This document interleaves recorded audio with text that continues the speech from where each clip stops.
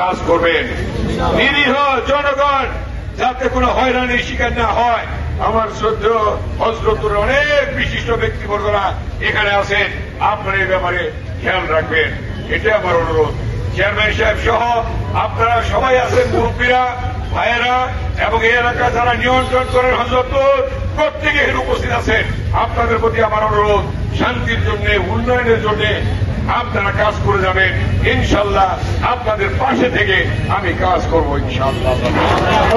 মনে রাখবেন, আপনারা 17 বছর ভোট দিতে পারেন নাই, 18তে আমাকে নির্বাচন করতে দেয় নাই।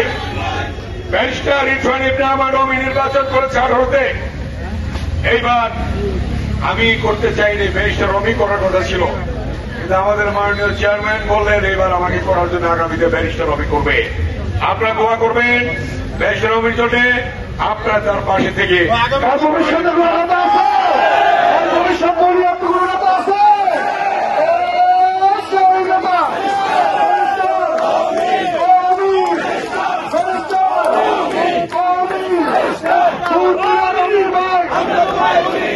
আমরা তোমার ভুলি নাই,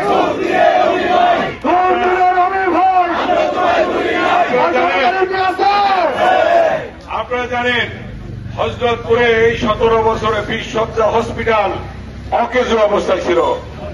কি কারণ কোনো কাজ হয়েছে? এখন কাজ হচ্ছে না, আল্লাহ তাআলা শুরু করাই দিচ্ছে। আমিনবাজার 20 শয্যা হসপিটাল করেছিলাম, সেটা অকেজো ছিল, সেখানে আমি গিয়েছি, সেখানে এখন কাজ শুরু হয়ে গেছে। এবং মালঞ্চ হসপিটাল উপজেলা হেলথ কমপ্লেক্স, সেখানেও কাজ শুরু হয়েছে। আমাদের বিভিন্ন কমিউনিটি ক্লিনিকগুলো আছে, সেখানেও কাজ শুরু হয়ে গেছে। কোন জায়গায় অচল থাকবে না, আপনারা সব দিকে কে কে সচল রাখবেন সবকে, এবং এটা আপনাদের দায়িত্ব। আপনারা কেরানীগঞ্জের হযরতপুরের জনগণকে দেখে রাখবেন, এটা আপনাদের দায়িত্ব। ঠিক আছে? আমি আর বক্তব্য দীর্ঘায়িত করবো না।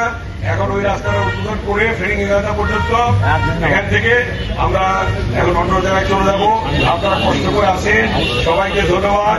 সবাই সুশৃঙ্খলভাবে, সুন্দরভাবে ঐক্যবদ্ধ থাকবে, এক থাকবে, এক থাকবে, ঐক্যবদ্ধ থাকবে, ঐক্যবদ্ধ থেকে আপনারা কাজ করবেন।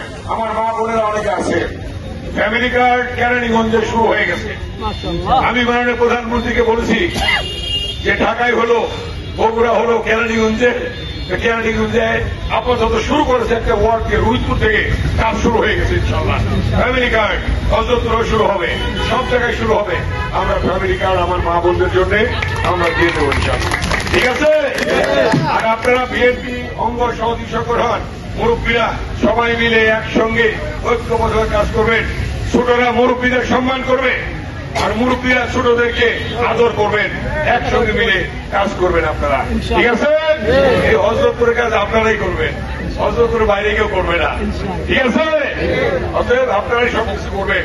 স্কুল, কলেজ, মসজিদ, মাদ্রাসা, মন্দির, সব সেক্টরে আপনারাই নেতৃত্ব দেবেন এবং সেই প্রতিষ্ঠানগুলি সুন্দরভাবে যা চলে সেদিকে আপনারা খেয়াল রাখবেন ইনশাআল্লাহ।